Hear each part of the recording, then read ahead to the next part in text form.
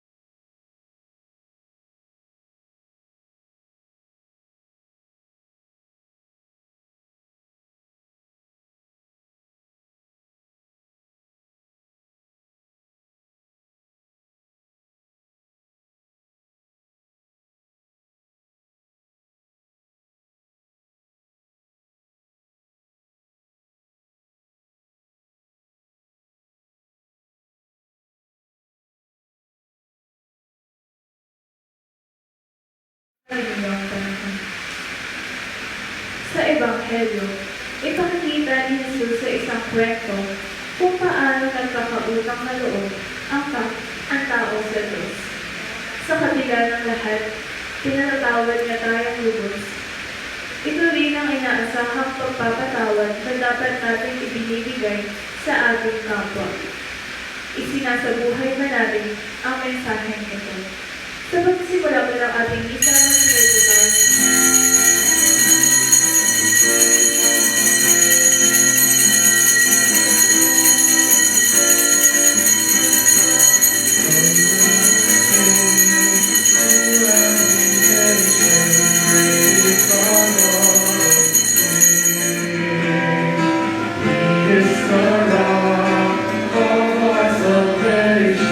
Lift up your hearts and sing. So sing, for we are God's people, for He has shown us His ways. He gathers us to His table to partake of His grace. Come, let us sing to every nation. Praise our God and King. He is the rock of our salvation. Lift up your hearts and sing. So when the Lord's voice you hear, look near our heart and your hearts. We know that our God is near by the word He imparts. To every nation, great is our God and King. He is the rock of our salvation. Lift up your hearts and sing. Great is our God and King. Sa ngala ng Ama, ng Anak, ng Espiritu Santo, Amen. sumainyo ang Panginoon. At sumainyo rin. Mga kapatid, tayo na sa 24 na linggo sa karaniwang panahon.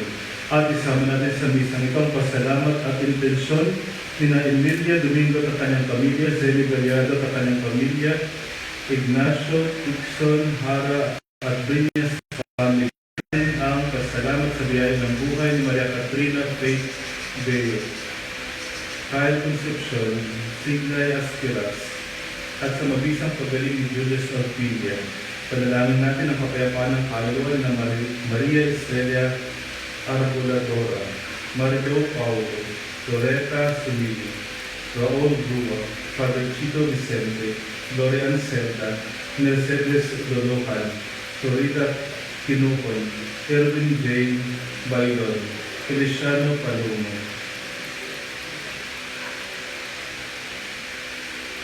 Romeo Selvina Fortunato de Tulio Sr., Daniel Agustin, Dolores, at Gorgonia David, Antonio Tan, at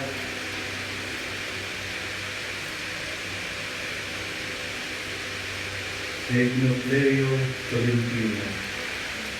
Upang maging marapat dapat tayo gumanap sa pagdiriwang na ito, manahimik tayo sumandali at suriin natin ang ating mga sarili.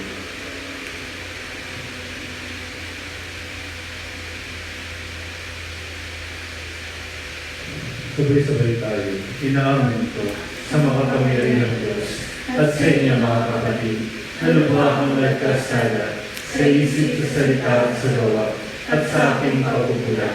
Kaya sinasamo ko sa mahal na Birheng Maria, sa lahat ng mga anghel at mga banal, at sa inyo mga kapatid, na ako'y panalangin sa Panginoong ating Diyos. Kaawaan tayo ng makapangyarihan Diyos, patawarin tayo sa ating mga kasalanan, at patnubayan tayo sa buhay na walang hanggan. Amen. Panginoon, kaawaan mo kami. Panginoon, kaawaan mo kami. Kristo, kaawaan mo kami. Kristo, kaawaan mo kami. Panginoon, kaawaan mo kami. Panginoon, kaawaan mo kami.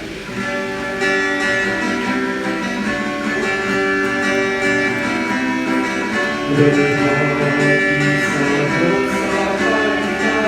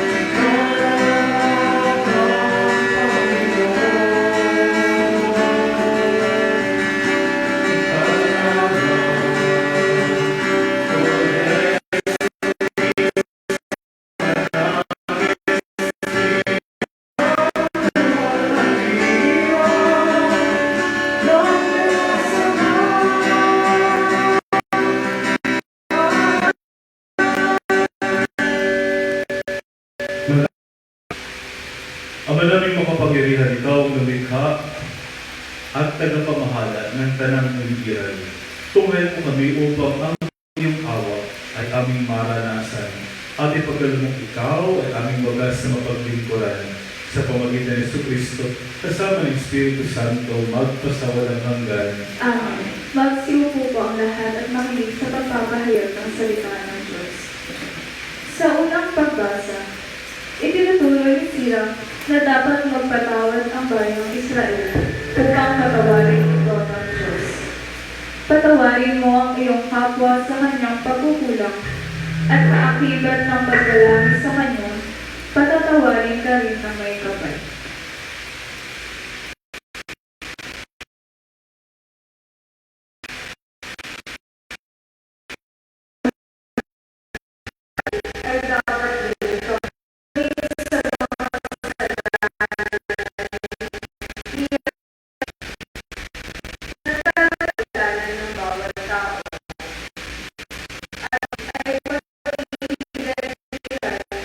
Patawarin mo ang kapwa sa kanyang pagkukulang.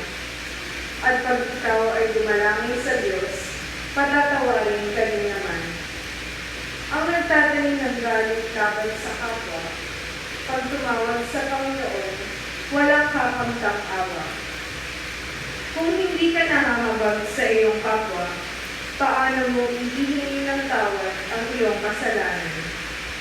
Kung ikaw na tao lamang ay nagtitimtim ng galit, sinong magpapatawad sa iyo sa mga kasalanan mo?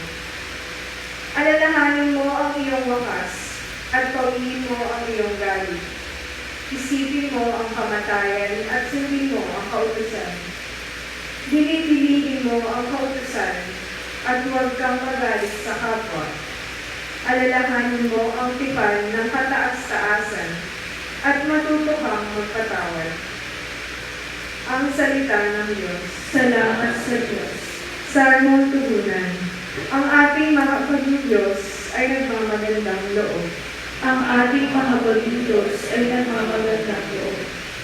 Panginoon, papurihan, purihin mo kaluluwa. Ang pangalan niyang banal, purihin mo sa tingnan. Ikaw, aking kaluluwa, ang Diyos ay papuri.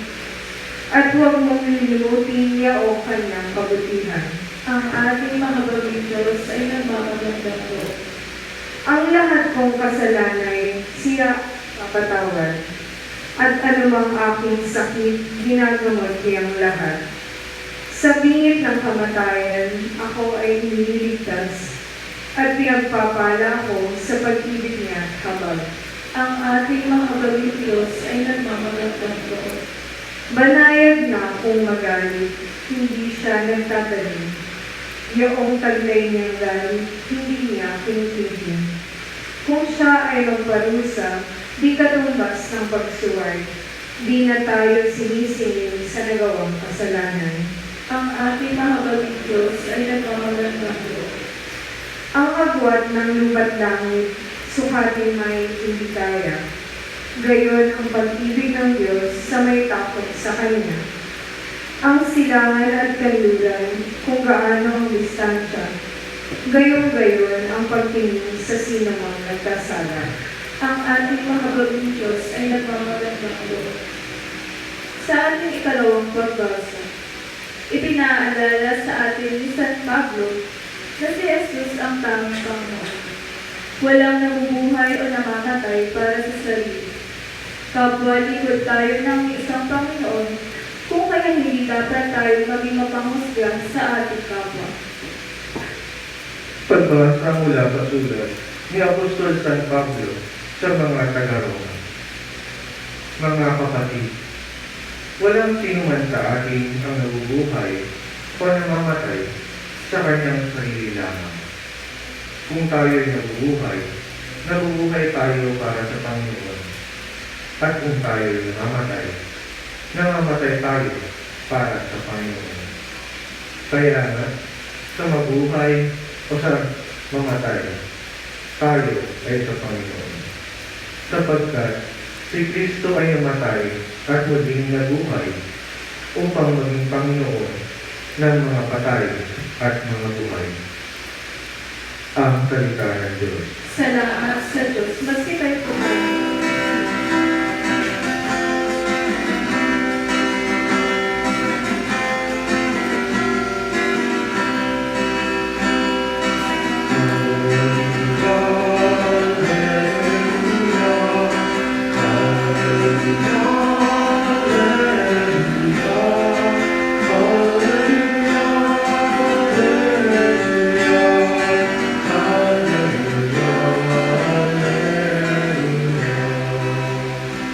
Bagong utos ani Kristo, mag-ibigan sana kayo katulad ng pag-ibig ko.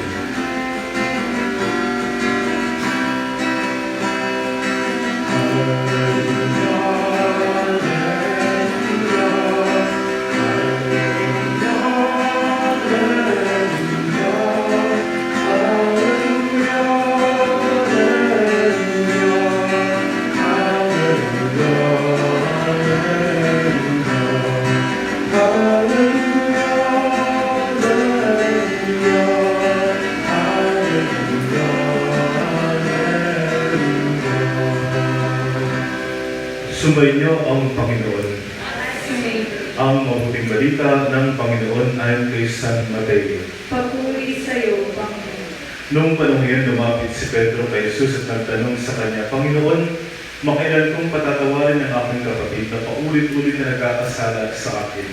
Makapito po ba? Sinagot siya ni Jesus. Hindi ko sinasabing makapito, kundi 70 ulit pa nito.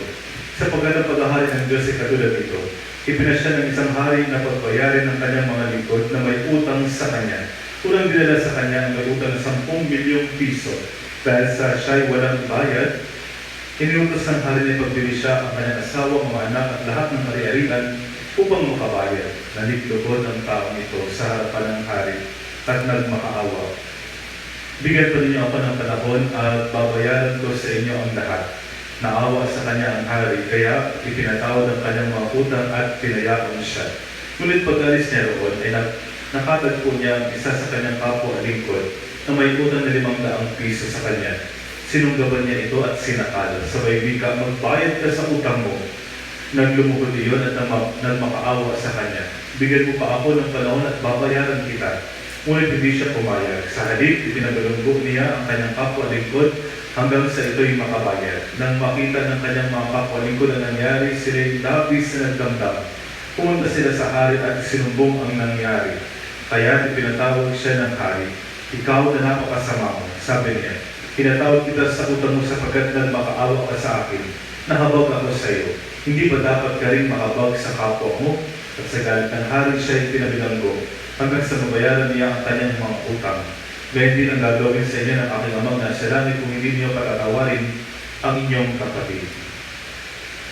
Ang mabuting balita ng Panginoon. Pinupuri ka namin, Panginoong Jesucristo. Magandang umaga po sa inyong lahat. Kung nagsimba po kayo ng linggo, para ito pa rin ang ating tema sa linggong ito. Pagpapatawad.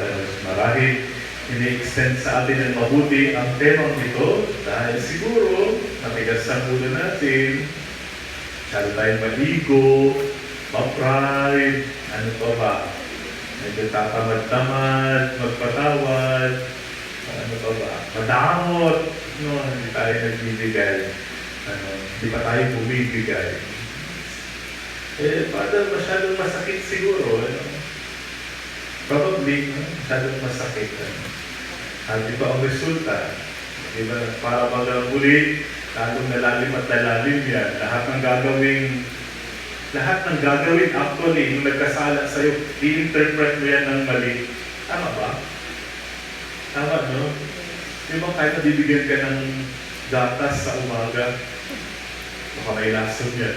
Mali agad yung iniisip. Binigyan ka ng gatas, no? Pero mali na agad ang iniisip mo. Kaya sa bandang dulo, hindi na siya ang gumagawa ng masama. Ikaw na ang gumagawa ng masama actually. Hindi ba naman? So, again, help ourselves. The invitation for us is to forgive. Magpatawad tayo.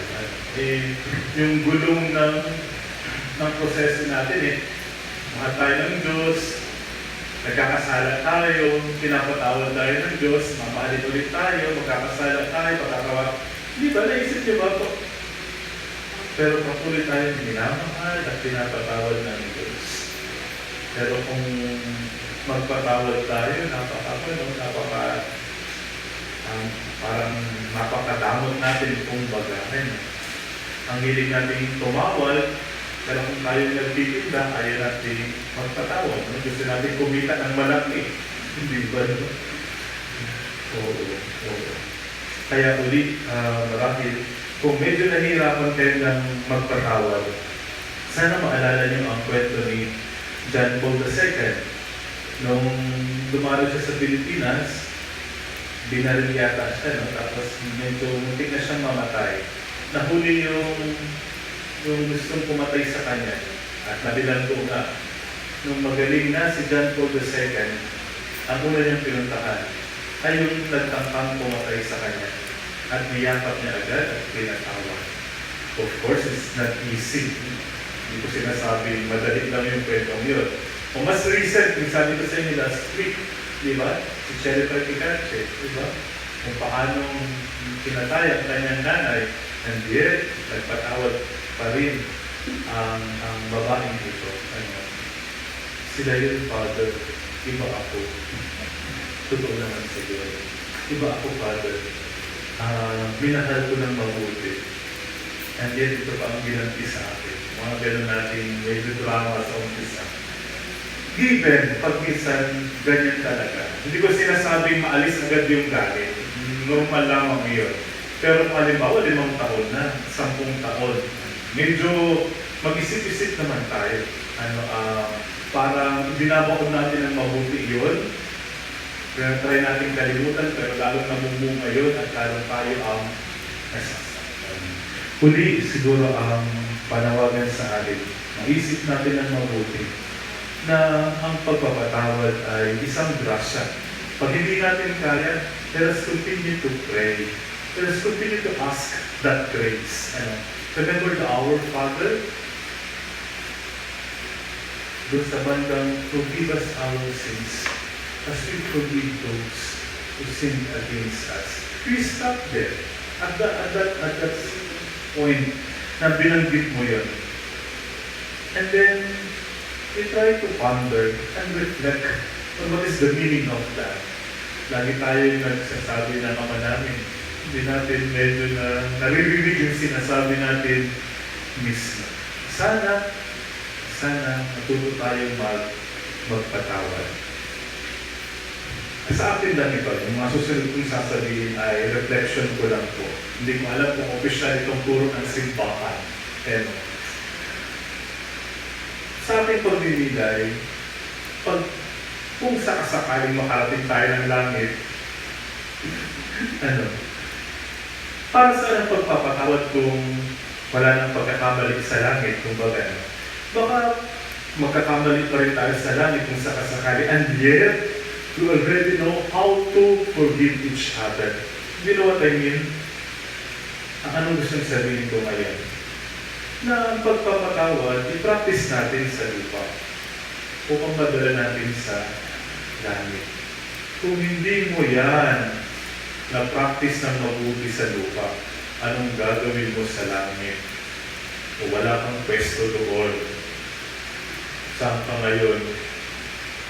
Sige nga, if you don't know how to forgive, ano ang lugar mo sa langit? Hindi ba? Hindi ba? Ang mga naroon, ang Diyos ng pagpatawad. Ang naroon, marunong magpatawad. Bakit parang, Father, kami ang may kasalanan pa? Kami pa ba ang may kasalanan? Kami na nga ang nagrapyado, sinaktan. Parang, Father, ang hindi. Hindi. Para sa ating natin, gusto rin lahat naman tayo nasasaktan. Even yourself, sinasaktan mo rin ang iyong sarili. So, dapat patawarin mo rin ang iyong sarili. Di ba? At saka, di ba sabi natin ang langit ay nasa taas? Ang dami nating images ng mga ganon. Sabi natin ang mga anghel ay may pakpak kasi nga magaan ang kanilang buhay. Na-realize niyo ba na napakabigat, napakahirap ng may kaaway? Diba? Hindi na ikaw ang may kasalanan pero mabigat pa rin sa dibdib na alam mo mayroon kang kagalit at may nakasakit sa'yo. So most probably again the invitation for us for the second Sunday, learn to forgive for your own sake. For your own sake. Probably this is Christ's way of telling us how to be saved. Magtatawad. Naroon ang ating kaligtasan. Naroon ang katotohanan ng kasiyahan at kaligayahan. Hindi ba?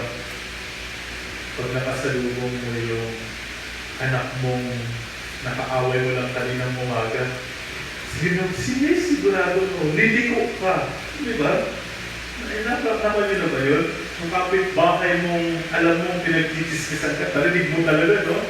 Nagkita kayo sa palengke. Diyos ko, liliko ka talaga, no?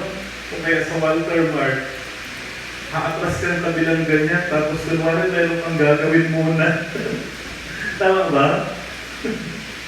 Yun kasi ayaw nating makasalubong yun, no? Pero pag halimbawa magdaan ng kahit nabubula pa ang bibig niya kanitismis sa'yo, hindi ba? Yun ang kanyang negosyo siguro. Sana kumita siya ng mabuti at maging masaya. At ikaw, masakit siyempre. Of course, masakit ibang sinasabihan ka ng hindi totoo, mga ganun bagay. Masakit siyempre, pero para alagaan mo rin yung sarili mo din. You forgo. Bitawan mo na yung mga ganun bagay. Ano man pumudaw sa pader, babalik din sa'yo. Wala tayong pinaniniwala ang karma. Pero kalikasan yan. Ang basurang itinanim mo, babalik sa'yo. Kapag pagpapatawad ang iyong tinanim, yan din ang iyong aanilin. Mga kasabihan natin. So, somehow, again, and again, siguro ulit-ulit, kasi medyo matigas ang ulo natin. Medyo malamog tayo. Medyo tamad tayo. Let us forgive. Let us forgive. Uli magpapasko. Para maging mas masaya, mas magaan. Kahit na ganitong pandemic, kung wala kang kaaway, jackpot na rin. Di ba, no? Kung walang sama ng loob at nakakatulog ka ng mahimbing, masaya na yun, maganda na yun, di ba? Yung pandemic na nga, may kaaway ka pa. Ang hirap-hirap na. Ang hirap-hirap. Kaya, again, let us forgive. Even how difficult it is. Even how hard it is. Let us ask the grace so that God may grant us the grace that we need para sa ating pang-araw-araw na pagsunod hanggang sa makarating tayo sa langit. Remember John Paul II. Marunong naman tayo eh. Kaya natin yan. Kahit na gano'ng kahirap. Ako rin nahihirapan. Masakit din. At minsan gusto mo rin magwalaan. Gusto mo rin matapak. Kaya ko rin yan. Sana unahan ako ng grasya ng Diyos na pumalma at makaisip ng mas tama, mas mabuti sa aking sarili. Ganun din sana kayo sa bawat isa.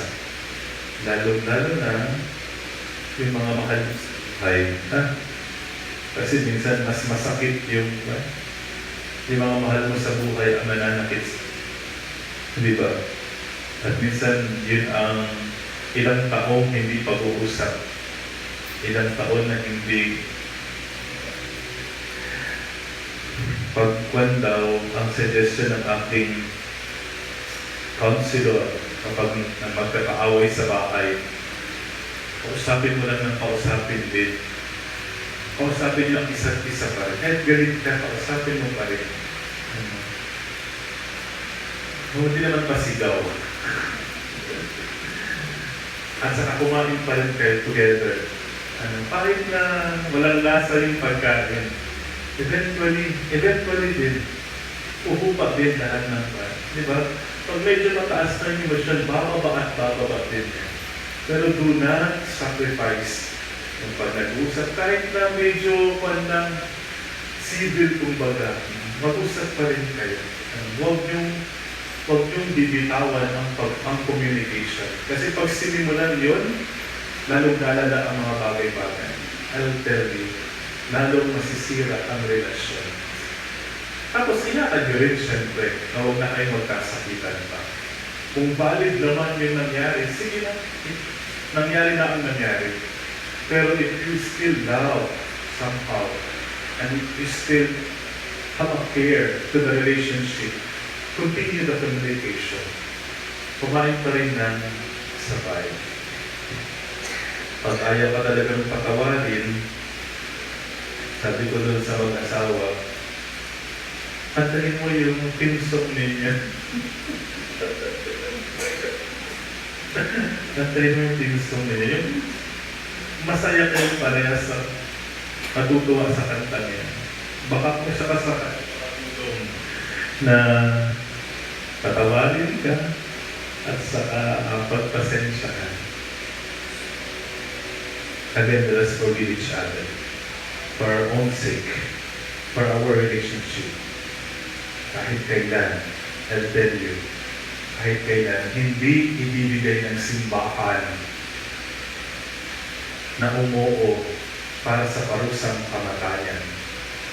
Dahil pinangahawakan niya, ang Diyos ay mapagpatawad.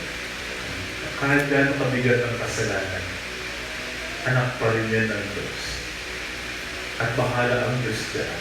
Hindi tayo ang magpaparusa para matulukan ang buhay ng bawat isa.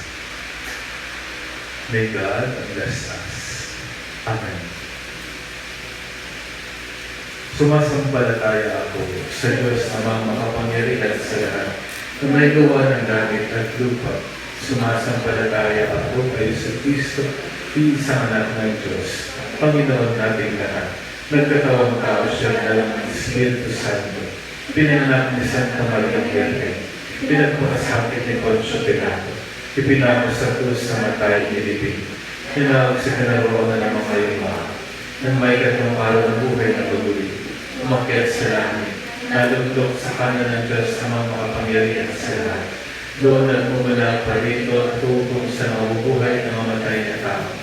Sumasampalataya naman ako sa Diyos sa Espiritu Santo, sa banal na simbahan Katolika, sa kasamahan ng mga banal, sa kapatawaran ng mga kasalanan, sa pagkabuhay ng maguli ng mamatay na tao, at sa buhay na walang hanggan.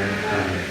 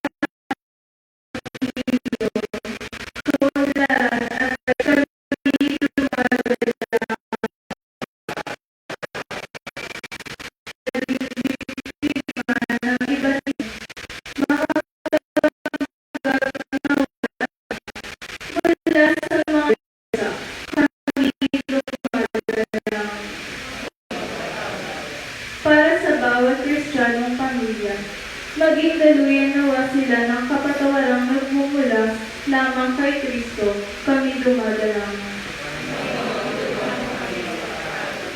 Para sa mga dumaranas ng matinding pagsubok sa buhay, maramdaman nawa nila ang pagpapatawad at pagkalinga ng Diyos sa kanilang pinagdaraanan. Kami dumadalangin. mga yumao. Maigawan nawa sa kanila ang kapatawaran at walang hanggang awa ng Diyos sa kanyang kaharian. Kami dumadalangin. Panginoon, tulungan mo kami magpatawad. Sa katahimikan na tulog natin sa Diyos sa ating mga personal na panalangin.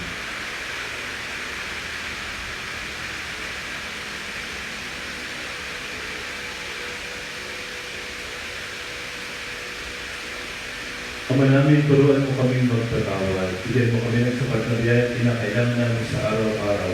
Anak-anak kay Kristong aming tagapagligtas, ngayon magpasawalang hanggan. Amen.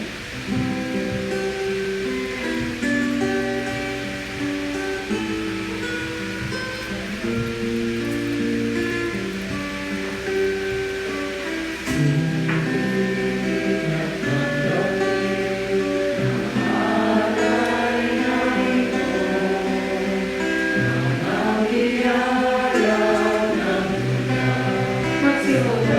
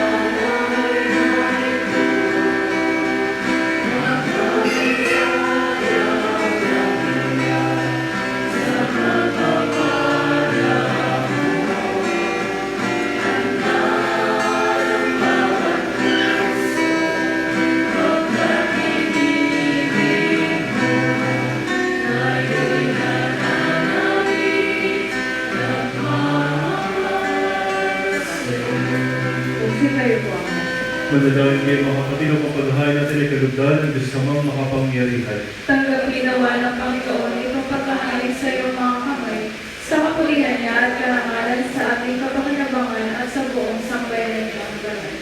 Ama naming galikha, makawain mong dinggin ang aming mga pitkaya at paunlakan mo ang paghahayang aming inihanda upang ang maghandog ng bawat isang nabigay para sambahin ang banal mong ngalan ay magkamit ng karagdagan mong kasiyahan sa pamamagitan ni Jesucristo kasama ng Espiritu Santo magpasawalang hanggan. Amen. Sumainyo ang Panginoon. At sumayin Itaas sa Diyos sa iyong puso at diwa. Itinaas na namin sa Panginoon. Pasalamatan natin ang Panginoong ating Diyos. Narapat na siya ay pasalamatan. Ama naming makapangyarihan, tunay ng marapat na ikaw ay aming pasalamatan. Kahit na ikaw ay pinagtaksilan ng sangkatauhan, ikaw ay patuloy pa rin sa iyong pagmamahal. Ikaw na ang nagpuno sa aming pagkukulang. Ikaw pa rin ang nagsugo ng tutubos sa tanan. Ang sugo mong anak ay naging dinaliba sa amin. Bagamat yun niya tinularan ang aming pagkamasuwayin. Dinog mo ito upang iyong mamalas sa aming pagkatao ang gilid mong anak. At kami tunghayin mo may pag-ibig na tulad ng pagkatangi mo sa kanya ng higit sa lahat. Ang katapatan niya sa iyong walang maliw ay nagpanumbalik na muli sa amin ng iyong kasiyahat ng iyong pagtingin na aming winaksi nung ikaw ay aming suwayin. Kaya isa ng mga energy sa aming patuloy sa iyo na walang humpay sa kalangitan, kami nagbubunyi sa iyong kadakilaan.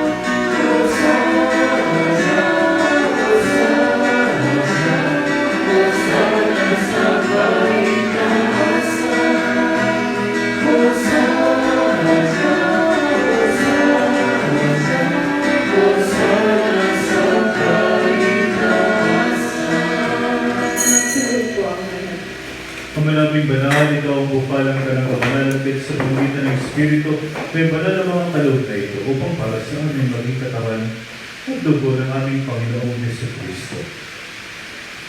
Bago natin ang tinisang pusang loob ng maging handog, ginawa kanyang tinapay. Pinasalamatan ang kanya, pinaghati-hati ngayon. Inabot sa kanyang alagad at sinabi, "Tagapin lahat ito at kanin. Ito ang aking katawan na ihahandog para sa inyo."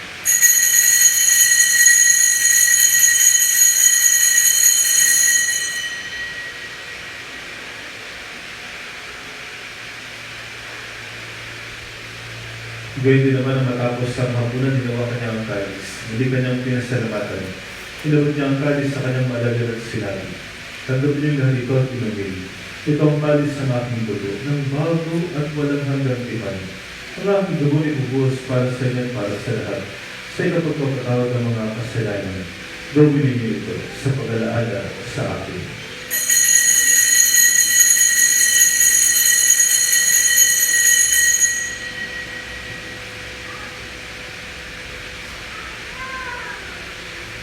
Ipagpunyi natin ang misteryo ng pananampalataya.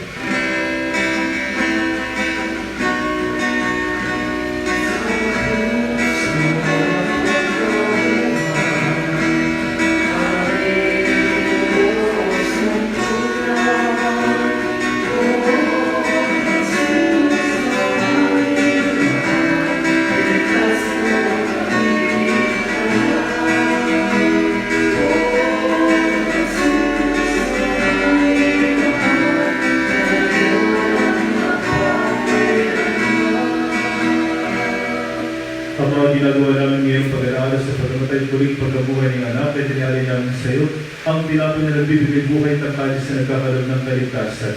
Kami nagpapasalamat dahil kami yung minarapat tumayo sa harap mo para magtintod sa iyo. Yung sinasama namin kaming magsalo-salo sa katawan at dugo ni Kristo ay mabuklod sa pagkakaisa sa pamamagitan ng Espiritu Santo. Amalay natin mong simbang ganap sa buong daigdig, puspusin mo kami sa pag-ibig. Kay San Francisco na aming Papa, Bartolome namin ang Bispo at ang tanang kapalian. Alahan mo rin na mga kapatid namin nahinday na may pag-asang sila muling mabubuhay. Ganyan lahat ang mga kumanaw. Kaawalo sila tutuloyin sa iyong kalindagan. Kaawalo pagkitapatin kami lahat ng makasalo sa iyong buhay na walang wakas. Kay San Maria Maria ng Diyos. Kay San Jose, na kanyang tapat na esposo, ng mga apostol at ng lahat ng mga banal na nabuhay Diyos na ibig ng kalugod sa iyo. Maipagdiunawa namin ang pagpupulis kahalaman mo sa pamagitan ng anak na aming Panginoong Jesucristo. Sa pamagitan ni Kristo, kasama niya at sa Kanya, ang lahat ng parangal papuri sa iyo, Diyos na mga kapangyarihan, kasama ng Espiritu Santo, magpasawalang hanggan.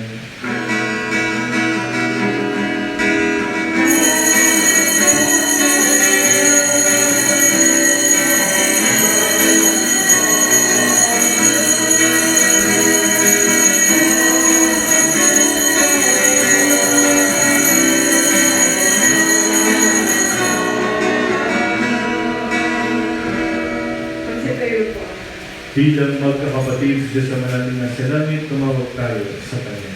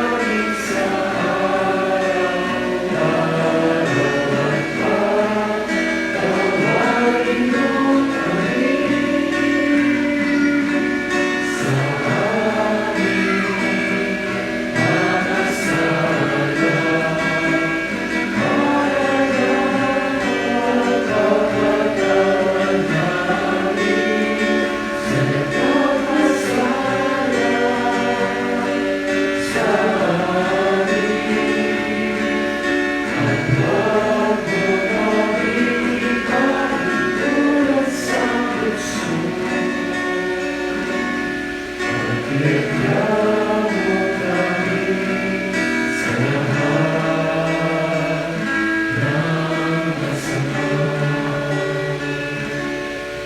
namin kami dyan sa lahat ng masama, pagkaroon ng kapayapaan araw-araw, iligtas sa kasalanan at aliwas sa lahat ng kapahamakan.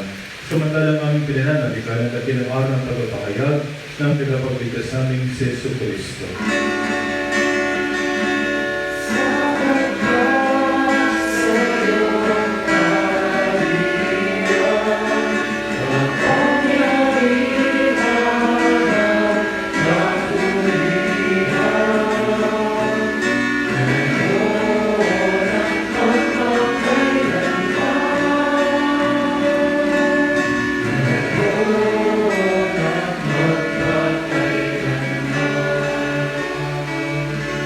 Panginoon Yesu Cristo, sinabi mo sa mga apostol, kapayapaan ang iniwan ko sa inyo, at aking kapayapaan ang binibigay ko sa inyo. Tungalin mo ang aming pananampalataya at huwag ang aming mga pagkakasala. Pagkalooban mo kami ng kapayapaan at pagkakaisa, ayon sa iyong kalooban, kasama ng Espiritu Santo, magpasawalang hanggan. Amen. Ang kapayapaan ng Panginoon ay laging sumainyo. At sumainyo. Magbigayan kayo ng kapayapaan sa isa't Kristo.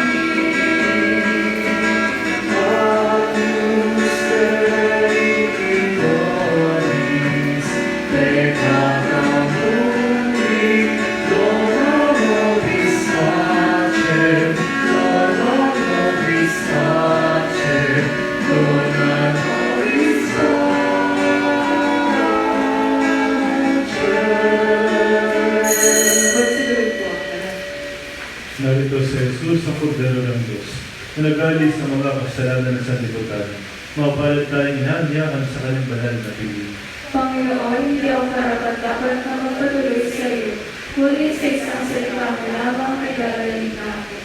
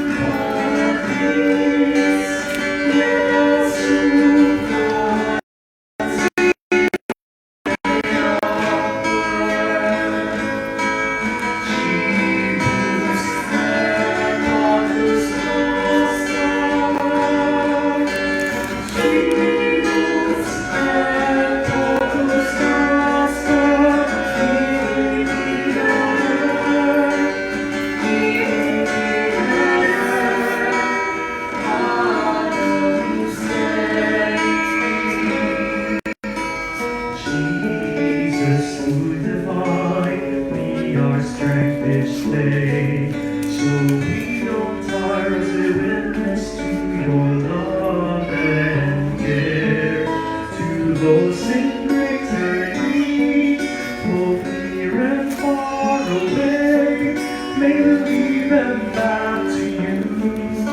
Oh, those who've gone astray.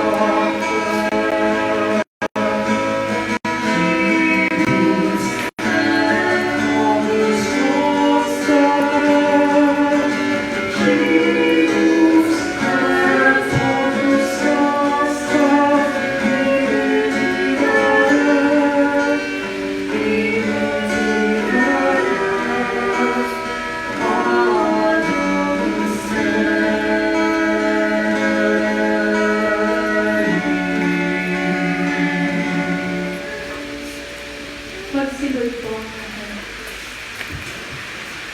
Parasya ay parada para sa COVID-19.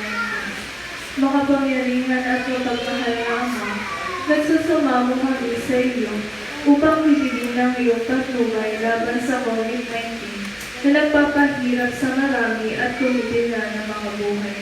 Gabayan mo ang mga dalubhasang na atasan na tumuklas ng mga lunas at paraan upang ininto ang palaganap nito. Patubayan mo ang mga lumilingan sa may sakit upang ang kanilang pagkalina ay malakipan ng husay at malasakit. Itinataas namin ang mga nagdurusa, makamtan nawa nila ang mabuting kalusugan, ningapin mo rin ang mga kumakalingas sa kanila, pagkamitin mo ng kapayapaang walang hanggan ng mga pumanawanan. Pagkalooban mo kami ng biyaya ng magtulong-tulong tungo sa ikabubuti ng lahat, pukhawin sa amin ang pagmamalasakit sa mga nangangailangan. Nagsusumamo kami sa iyong ihinto na ang kalaganap ng virus at ipaladya kami sa lahat ng mga takot. Hinihili namin ito sa pamamagitan ng Kristo na nabubuhay at naghahaling kasama mo at ng Espiritu Santo, iisang Diyos magpasawalang hanggan. Amen. Dumudulog kami sa iyo, mahal na ina ng Diyos. Pakinggan mo ang aming mga kahilingan sa aming pangangailangan at ipaladya mo kami sa lahat ng kasamaan, maluwalhati at pinagpalang Birhen. Amen. Mahal na Birhen, mapagpagaling sa may sakit. San Rafael Arcangel, San Roque, San Lorenzo Ruiz, San Pedro Calungsod, magsigayo po ang lahat.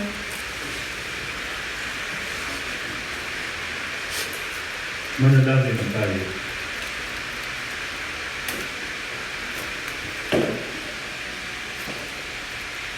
Ang naming mapagmahal, ang aming kalooban naway, pagharian, ng aming tinanggap na pakikinabang upang huwag ang diwa namin ang umiran, kundi ang bunga ng pagdiriwang ang laging mamayani sa amin, sa pamagitan ni Kristo, kasama ng Espiritu Santo, magpasawalang hanggan. Amen. Sumainyo ang Panginoon. At sumainyo. Ibuho kayo tingin ang pagpapala ng Diyos. Ang di malirit na kapayapaan ng Diyos Ama, ang lubingap sa inyong puso at pag-iisip, sa pamamagitan ng pagkakakilala at pag-ibig niya at ng kanyang anak na si Kristo na ating Panginoon ngayon at magpasawalang hanggan. Amen. At pagpalain kayo ng mga Panginoon Diyos, ng Ama at ng Anak, ng Espiritu Santo. Amen. Tapos ng ating banal na misa, humayo ang taglay pag-ibig at pagmamahal ng Diyos. Salamat sa Diyos.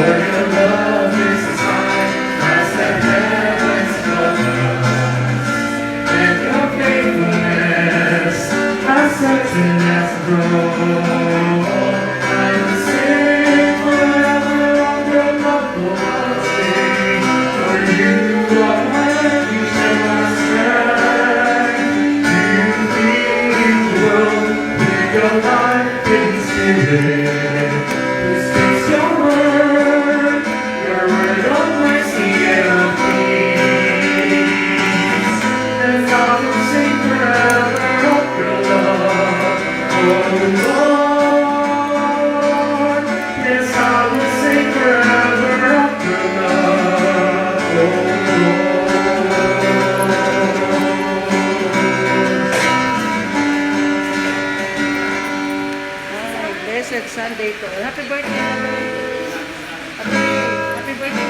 Anong Next week na po sabay kami ni Ate. Ni at ano tayo? Kasi